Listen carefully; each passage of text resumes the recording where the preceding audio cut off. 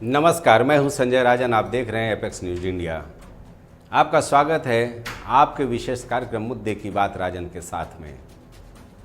अपने इस विशेष कार्यक्रम में हम आपसे देश दुनिया की चुनिंदा बड़ी खबरों पर विस्तार से चर्चा करते हैं। इस कड़ी में आज हम सबसे पहले बात करेंगे अमेरिका के टेक्सास में एक स्कूल में हुए गोलीबारी की घटना की। आखिर ऐसा कौन सा गन कल्चर अमेरिकी देशों में शुरू हो चुका है जो यूएसए के लिए एक बड़ी चुनौती खड़ी कर रहा है। इसके बाद हम चलेंगे वाराणसी।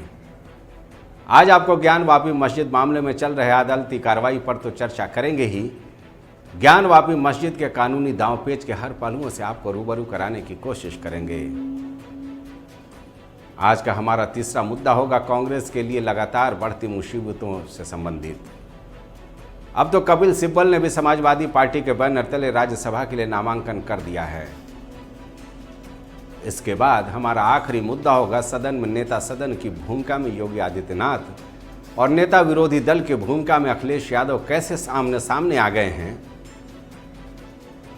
राज्यपाल के अभिभाषण पर चर्चा के दौरान दोनों नेताओं ने जमकर एक दूसरे पर आरोप प्रत्यारोप लगाए। काफी दिलचस्प सियासी घटनाक्रम देखने को मिल रहा है सदन के भीतर। इस पर हम आपसे विस्तार से चर्चा करेंगे। तो आइए शुरू करते हैं अपना विशेष कार्यक्रम मुद्दे की बात राजन के साथ में।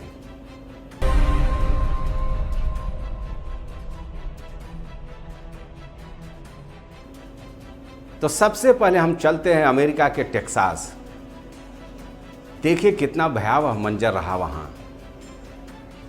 यहां के एक स्कूल में कुछ लोग आते हैं और एक स्कूल पर अंधाधुंध फायरिंग कर देते हैं। हर तरफ कोहराम मचा हुआ है। ये हाल है दुनिया के सबसे शक्तिशाली राष्ट्र में शुमार यूएसए का। दरअसल टेक्सास के युवाल्डे में रॉब एलिमेंट्री स्कूल में एक 18 साल के सिरफिरे युवक ने अंधाधुंध फायरिंग शुरू कर दी। आपने देखा होगा वो मंजर। इस दुखद वारदात में अब तक 21 लोगों की मौत की सूचना है। मौत का आंकड़ा और भी बढ़ सकता है। अभी तक जो जानकारी मिल रही है उसमें 19 छात्र और 2 शिक्षक शामिल हैं।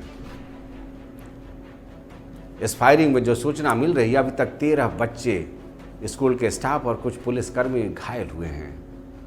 बताया तो ये भी जा रहा है कि इस घटना को अंजाम देने से पहले युवक ने अपनी दादी को घर में गोली मारी और फिर अपने पुराने स्कूल पहुंचकर वहां अंधाधुंध फायरिंग कर दी। एक तस्वीर भी सोशल मीडिया पर वायरल हो रहा है। हालांकि ये बताया जा रहा है कि यही वो शख्स है जिसने इस पूरी वारदात को अंजाम दिया। अमेरिकी पुलिस तो दावा ये भी कर रही है कि हमलावर को मार गिराया गया है, लेकिन अभी तक इस बात की औपचारिक पुष्टि होना बाकी है। ये पहला मौका नहीं है जब स्कूल में इस तरह के फायरिंग के जरिए मास किलिंग करने की कोशिश हुई है। अमेरिका इसके पहले भी इस तरह की घटनाओं का भुक्तभोगी रहा है। आपको याद होगा इसके पहले 2012 में टेक्सास के न्यूटाउन के सैंडी स्कूल में भी इसी तरह का वारदात देखने को मिला था। उस वक्त हुए इस गोलीबारी की दुखद घटना में 26 लोगों ने अपनी जान गंवाई थी, जिसमें 20 स्कूली छात्र, 6 शिक्षक शामिल थे। इस पूरे घटनाक्रम को भी 20 साल के एडम लाजार नाम के युवक ने अंजाम देकर अमेरिकी प्रशासन को तब चौंका दिया था। दरअसल इस 2012 की इस घटना के जिक्र मैं इसलिए कर रहा हूं कि ये महज एक घटना नहीं है, बल्कि ये कई ऐसे सवाल खड़े कर रहा है कि आखिर दुनिया के सबसे शक्तिशाली राष्ट्र में हो क्या रहा है।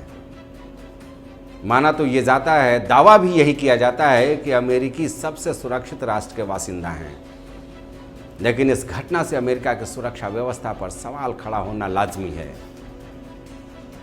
एक आंकड़ा लाया हूं आपके लिए, जरा डालिए इस पर नजर, तो हकीकत से थोड़ा पर्दा तो उठ ही जाएगा। 2022 में यानी जनवरी से लेकर के अप्रैल तक अमेरिका में अभी तक 227 फायरिंग की ऐसी घटनाएं हो चुकी हैं। स्कूलों में अलग अलग वारदात जो हुए हैं फायरिंग के, उसमें 27 मामले हैं। अन्य जगहों पर जो फायरिंग की घटनाएं हुई उसमें 200 मामले ऐसे हैं जो वहाँ सूचीबद्ध हैं। अब जरा ये भी देखिए कि दुनिया के सबसे विकसित राष्ट्र का क्या हाल है अपराध को लेकर। जब हमने पड़ताल की तो पिछले 3 साल का आंकड़ा मुझे हासिल हुआ, जो आपके लिए काफ़ी है बताने के लिए कि अमेरिका में कानून व्यवस्था किस तरह से है। पिछले 3 साल के आंकड़ों को देखेंगे तो आप चौंक जाएंगे। पाएंगे कि कैसे लगातार अमेरिका में फायरिंग की घटनाएं बढ़ती ही जा रही हैं। इस ग्राफिक्स पर नज़र डालिए, यह हमने आपके लिए ही तैयार किया है। 2019 में फायरिंग के कुल मामले जो अमेरिका में देखने को मिले वो 417। 2020 में फायरिंग के मामलों में इजाफा हुआ और ये आंकड़ा 611 के करीब पहुंच गया। 2021 में 693 मामले दर्ज हुए फायरिंग के अलग अलग, और 2022 में अब तक यानी अप्रैल तक की बात कर ली जाए तो 227 मामले फायरिंग के सामने आ चुके हैं। अभी पूरा साल बाकी है, पता नहीं ये आंकड़ा कहां पहुंचेगा। पिछले साल की तुलना में फायरिंग का ये मामला अमेरिका के लिए कितना गंभीर होने वाला है, एक अजीब सी स्टोरी निकल कर आ रही है। मैंने 2 घटनाओं का आपसे जिक्र किया। मंगलवार को टेक्सास के एक स्कूल में जो मामला हुआ और 2012 में जो फायरिंग की घटना हुई थी। इन दोनों में एक चीज बहुत कॉमन देखने को मिला।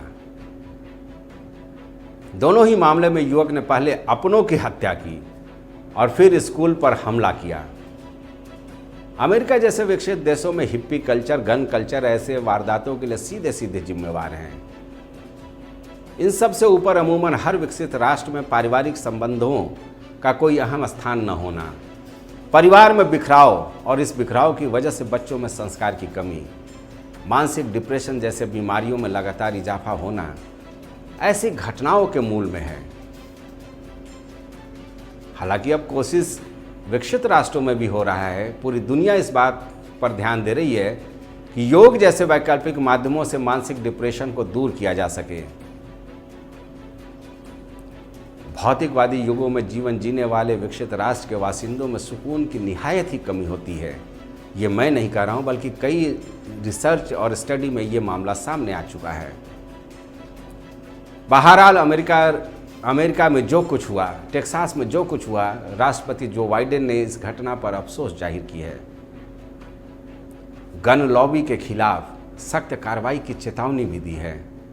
लेकिन इन सबके बीच ये हकीकत है और अमेरिका में लोगों में डर साफ तौर पर नजर आ रहा है। लोगों का बयान पढ़ें या इस घटना के बाद जो कुछ भी मंजर सामने देखने को आ रहा है, अब लोग अपने बच्चों को स्कूल भेजने से डर रहे हैं।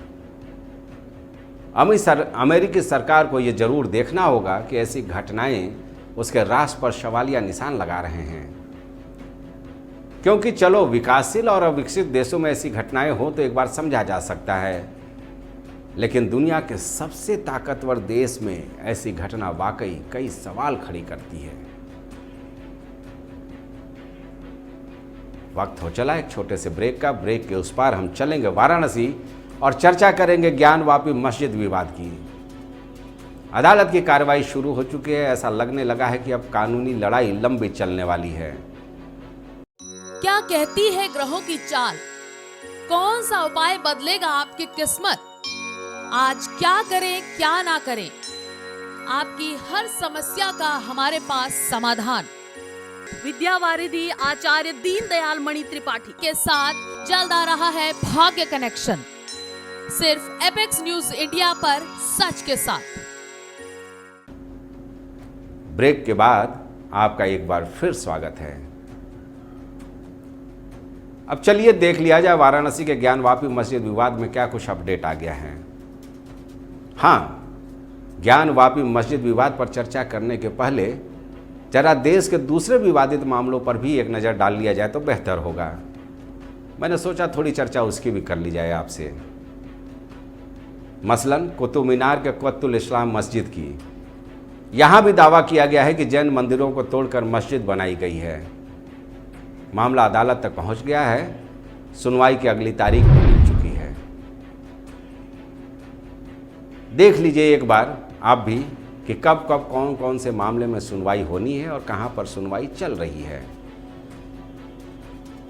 दिल्ली के कुतुल इस्लाम मस्जिद यानी कुतुब मीनार परिसर में जो मस्जिद है उसको लेकर के जो याचिका डाली गई है अदालत में, उस पर अब सुनवाई, अगली सुनवाई 9 जून को होनी है। मथुरा का शाही मस्जिद विवाद, जिस पर हमने विस्तार से अपने पिछले कार्यक्रमों में चर्चा की थी, वहाँ भी मामला सुनवाई तक पहुँच चुका है। सुनवाई जारी है और अगली जो तारीख लगाई है अदालत ने 31 मई की लगाई है। ज्ञानवापी में शिवलिंग पूजा अर्चना का मामला चल रहा है, उस पर आज सुनवाई हुई। 30 मई को अगली तारीख तय कर ली गई है। इसके लिए निचली अदालत ने फास्ट ट्रैक कोर्ट के गठन का आदेश भी दे दिया है।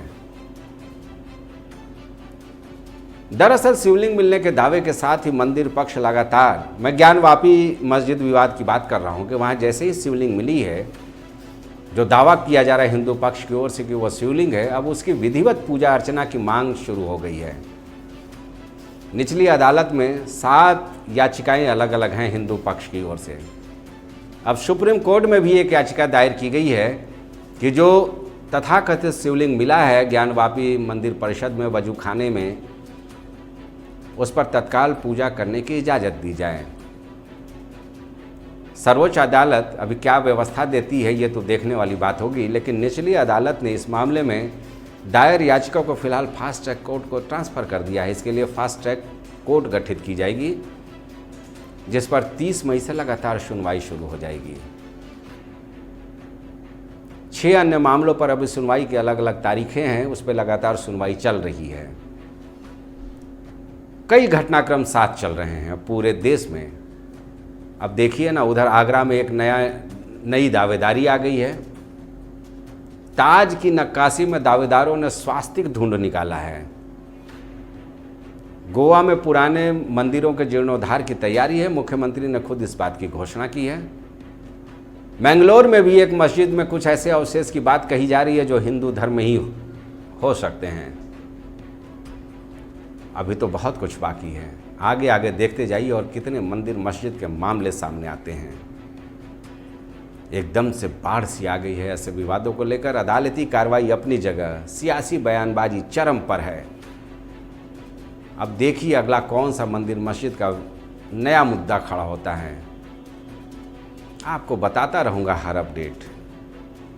अब मजबूरी है एक ब्रेक लेने की। ब्रेक से लौटने के बाद बात करूँगा आखिर क्यों कांग्रेस के दिग्गज एक एक कर पार्टी से किनारा कर रहे हैं। अब तो बड़बोले कपिल सिब्बल ने भी कांग्रेस से किनारा कर लिया है। समाजवादी पार्टी के समर्थन से राज्यसभा का पर्चा भी दाखिल कर दिया है। Hello sir, your card has been blocked.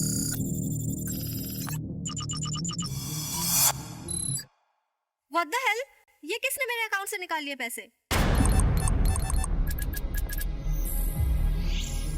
एक रात का क्या रेट लेती हो?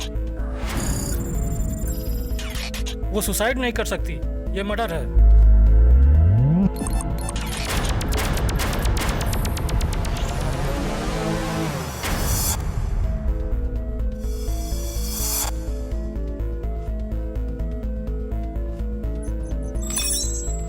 अखिल, बाटला, आदिति, राणे मिलिए 4 होनहार काबिल cyber crime expert.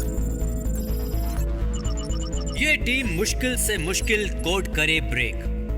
IP address trace हो चुका है। ये तो कोई मनी एक्सटॉर्शन का मैटर लग रहा है। We want them to make a tiny mistake so that we can nab them. तुम्हें मोबाइल ऑनलाइन पढ़ाई के लिए दिया था नू।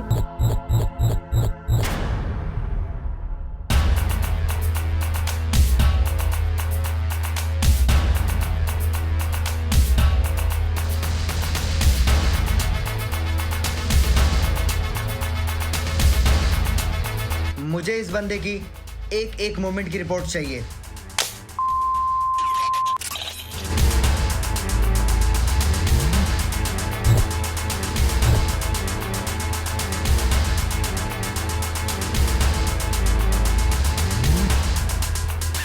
ये फ्रॉडस्टर बड़े चालाक होते हैं,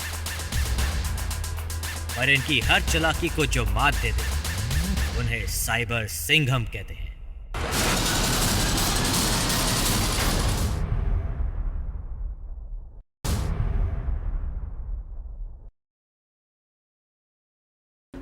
ब्रेक के बाद आपका एक बार फिर स्वागत है मुद्दे की बात राजन के साथ कार्यक्रम में। तो हम बात करेंगे लगातार बदहाल होते कांग्रेस की रणनीतियां तमाम बनाई जाती हैं, लेकिन आखिर कांग्रेस को अंतरकलह से ये रणनीतियां क्यों नहीं बाहर निकाल पाती हैं, ये लाख टके का सवाल बना हुआ है। भारतीय लोकतंत्र की सबसे पुरानी पार्टी है कांग्रेस और सबसे लंबे समय तक देश पर राज भी किया है। आज क्यों अपने बड़े दिग्गज नेताओं को कांग्रेस लगातार खोती जा रही है? पिछले 1-2 महीने के घटनाक्रम की ही बात कर ली जाए तो गुजरात में कन्हैया कुमार ने कांग्रेस को बाय बाय कहा। राजस्थान में मंथन कर रही थी कांग्रेस खुद को मजबूत करने के लिए। उसी दौरान कभी कांग्रेस के कद्दावर नेताओं में शुमार रहे बलराम जाखड़ के बेटे सुनील जाखड़ ने कांग्रेस नेतृत्व को खरी खोटी सुनाते हुए बीजेपी का दामन थाम लिया। पंजाब कांग्रेस के लिए यह बड़ा झटका रहा। अभी यह मामला थमा भी नहीं कि लो भैया बड़बोले कपिल सिब्बल ने भी कांग्रेस को बाय बाय कर दिया। कपिल सिब्बल समाजवादी पार्टी के समर्थन से राज्यसभा के लिए ताल ठोक दी है। समाजवादी पार्टी सुप्रीमो अखिलेश यादव खुद कपिल सिब्बल का नामांकन कराने पहुंचे। समाजवादी पार्टी के महासचिव प्रोफेसर राम गोपाल यादव भी इस मौके पर मौजूद रहे। इसके पहले राहुल भैया के काफ़ी करीबी माने जाने वाले मध्य प्रदेश के ज्योतिरादित्य सिंधिया की बात की जाए, यूपी से जितिन प्रसाद, आरपीएन सिंह सरीखे नेताओं की बात की जाए, उन्होंने पहले से ही कांग्रेस को तौबा कर दिया। अब देखिए ना, हाल ही में चर्चा काफ़ी तेज रही कि कांग्रेस के कार्यकारी अध्यक्ष सोनिया गांधी ने प्रशांत किशोर से लंबी बातचीत की। प्रशांत किशोर ने कांग्रेस से यह कहते हुए दूरी बना ली कि कांग्रेस में नेतृत्व परिवर्तन की सख्त आवश्यकता है। फार्मूला पता नहीं क्या दिया पीके ने सोनिया जी को कि एक सिरे से कांग्रेस के राष्ट्रीय अध्यक्ष ने उस फार्मूले को नकार दिया। राहुल गांधी लगातार अपने बयानों को लेकर नए नए विवाद खड़े करते रहते हैं। कांग्रेस के सामने चुनौतियों का अंबार है। राज्यों में कांग्रेस की इकाइयों में गुटबाजी चरम पर है। संगठन का खस्ता हाल है। संगठन नाम की कोई चीज बची नहीं है। ऐसे में भारतीय जनता पार्टी जैसे सशक्त नीतियों वाले दल से टकराना कांग्रेस के लिए फिलहाल टेढ़ी खीर नजर आने लगी है। समाजवादी पार्टी की बात कर ली जाए, तृणमूल कांग्रेस की बात की जाए, आरजेडी की बात की जाए, ऐसे छोटे जो क्षेत्रीय सियासी दल हैं उनकी अपनी महत्वाकांक्षा कांग्रेस के लिए एक बड़ी चुनौती खड़ी कर रही है। ऐसे में बड़े दिग्गजों का कांग्रेस छोड़ने का सिलसिला कांग्रेस के कमजोर नेतृत्व का ही परिणाम नजर आ रहा है और इससे कांग्रेस के सामने आने वाले दिनों में एक बड़ी चुनौती खड़ी हो रही है। कांग्रेस नेतृत्व को यह समझना होगा और समय रहते कुछ सार्थक पहल करने होंगे, वरना कांग्रेस के लिए देश की सियासत में कुछ हासिल करना एक बड़ी चुनौती बनकर रह जाएगी। वक्त है एक छोटे से ब्रेक का। ब्रेक के बाद हम लौटेंगे तो बात करेंगे चुनावी मंच से एक दूसरे पर हमलावर मुख्यमंत्री योगी आदित्यनाथ और पूर्व मुख्यमंत्री अखिलेश यादव के बीच सदन में जारी जबरदस्त आरोप प्रत्यारोप की। काफी दिलचस्प सियासी घटनाक्रम विधानसभा के अंदर देखने को मिल रहा है। दुनिया अपराध की कत्ल, अपहरण, चोरी, डकैती या हो फिरौती, बलात्कार जैसी कलंकित वारदात, हर अपराध के तह तक जाएंगे, करेंगे अपराधियों के हर जुर्म का हिसाब। अपराध से जुड़ी हर खबर जरायम, सिर्फ एपेक्स न्यूज इंडिया पर सच के साथ। ब्रेक के बाद आपका एक बार फिर स्वागत है। विधानसभा की कार्रवाई जारी है। योगी सरकार पार्ट 2 सदन में बजट पेश करने वाली है। बजट सत्र चल रहा है। राज्यपाल के अभिभाषण पर इन दिनों सदन के भीतर चर्चा चल रही है। इन दिनों विधानसभा की कार्रवाई काफी दिलचस्प हो गई है। यूपी के चुनावी मंच से मुख्यमंत्री योगी आदित्यनाथ और पूर्व मुख्यमंत्री और सूबे के सियासत में प्रमुख विपक्षी दल के मुखिया अखिलेश यादव किस तरह एक दूसरे पर आक्रामक थे, ये तो आपने भी देखा है पूरे चुनाव के दौरान। अब विधानसभा के भीतर नेता सदन की भूमिका में योगी आदित्यनाथ और उनके सामने नेता विरोधी दल की भूमिका में अखिलेश यादव आमने सामने खड़े हैं। दोनों के बीच आरोप प्रत्यारोप और एक दूसरे पर खड़े किए जा रहे सवालों से पूरे सदन की कार्रवाई काफी दिलचस्प हो गई है। मौका रहा राज्यपाल के अभिभाषण पर चर्चा का, तो अखिलेश यादव ने सूबे की योगी सरकार पर कानून व्यवस्था से लेकर रोजी रोजगार, किसानों के तमाम मुद्दों को उठाते हुए हमला बोल दिया। अखिलेश यादव ने योगी सरकार के सारे आंकड़ों को झूठ का पुलिंदा बता दिया। आरोप लगाया कि मौजूदा सरकार विकास को रोकने वाली और अपराध को बढ़ाने वाली सरकार है। यानी योगी सरकार जो दावा करती है उसके जस्ट उलट नेता विरोधी दल का बयान सदन पटल पर देखने को आया। आंकड़ा लेकर सदन पहुंचा अखिलेश यादव ने कई बातें कही, मसलन साइबर क्राइम में महिला अपराध में यूपी देश में अव्वल है। शिक्षा के मामले में यूपी चौथे स्थान पर है, वो भी ऊपर से नहीं बल्कि नीचे से। यानी शिक्षा के हालात भी काफ़ी खराब हैं उत्तर प्रदेश के। SC ST अपराध के मामले में भी यूपी को अखिलेश ने पहला स्थान दिया है। यानी सबसे ज़्यादा अनुसूचित जाति जनजाति से संबंधित आपराधिक मामले यूपी में ही हैं। हेल्थ इंडेक्स में यूपी के सबसे नीचे होने की बात कही अखिलेश यादव ने। NCRB के आंकड़ों का हवाला देते हुए अखिलेश ने दावा किया कि भुखमरी के मामले में भी यूपी नंबर 1 है, वगैरह वगैरह तमाम तरह के आरोप करीब 1.5 घंटे के अपने सदन में संबोधन में अखिलेश यादव ने मौजूदा बीजेपी सरकार पर लगाए। अब जब बारी आई नेता सदन के बोलने की, तो योगी आदित्यनाथ भी अपने अंदाज में ही जवाब दिया। उनका भी अंदाज निराला है, डंके की चोट पर हर बात बोलते हैं वो। सदन के भीतर भी कुछ ऐसा ही मंजर देखने को मिला। उन्होंने अखिलेश यादव के उठाए सवाल का जवाब देते हुए 2 टूक दोहराया, जो हर मन से वो दोहराते रहते हैं, बोलते रहते हैं कि यूपी में लगातार अपराधियों और माफियाओं के खिलाफ सरकार की कार्रवाई जारी है। योगी आदित्यनाथ ने अखिलेश यादव के आरोप का जवाब देते हुए ये भी कहा कि अपराधियों और माफियाओं को संरक्षण देने का सबसे बड़ा अगर आरोप किसी पर लगता है तो वो समाजवादी पार्टी पर लगता है। योगी आदित्यनाथ अपने पुराने अंदाज में यहाँ भी जवाब देते आए। उन्होंने साफ कहा कि बहुत से लोगों ने गर्मी दिखाने की कोशिश की, लेकिन सबकी गर्मी को उनके सरकार ने शांत कर दिया।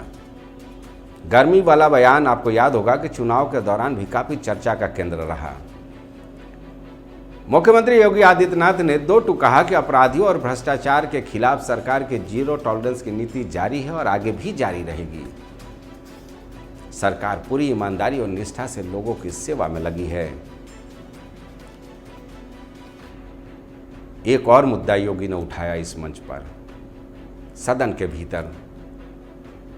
उन्होंने बातों ही बातों में इस बात को लेकर तंज कस दिया समाजवादी पार्टी पर कि भारतीय जनता पार्टी में कभी ये नहीं कहा जाता है कि लड़के हैं उससे गलतियां हो जाती हैं।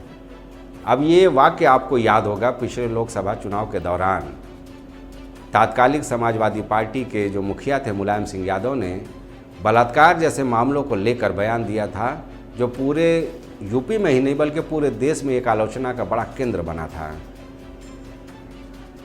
दरअसल आरोप प्रत्यारोप का बड़ा लंबा दौर चला और आने वाले दिनों में सदन में और भी ऐसे मौके देखने को मिलेंगे, इसमें कोई दो राय नहीं है। विरोधी दल की ओर से आरोप और सत्ता पक्ष का जवाब पूरे सदन में एक लंबे समय के बाद ऐसी दिलचस्पी पैदा कर रहा है। दरअसल सदन की कार्रवाई का मकसद भी यही होना चाहिए, व्यक्तिगत आरोप प्रत्यारोप से ऊपर उठकर सत्ता पक्ष और विपक्ष जनहित के मुद्दों पर सार्थक बहस करें। और बहस अगर उल जलूल मुद्दों से ऊपर उठकर हो तो जनता को उसका लाभ मिलना तय होता है। अभी तो दोनों नेताओं के बीच सियासी से लेकर नीतिगत बयानबाजी के कई मौके आएंगे। आप भी देखिए, काफ़ी दिलचस्प घटनाक्रम चल रहा है।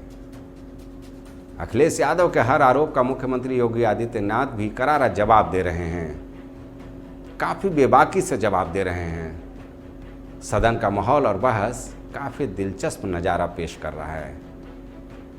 तो ये था हमारा विशेष कार्यक्रम मुद्दे की बात राजन के साथ। मिलेंगे आपसे कुछ और बड़े मुद्दों के साथ इस कार्यक्रम में। उम्मीद है आपको हमारा ये कार्यक्रम पसंद आया होगा। अपना फीडबैक हमारे फेसबुक और ट्विटर अकाउंट पर देना नहीं भूलिएगा। तब तक के लिए मुझे दीजिए इजाज़त। आप देख रहिए एपेक्स न्यूज़ इंडिया, सच के साथ। नमस्कार।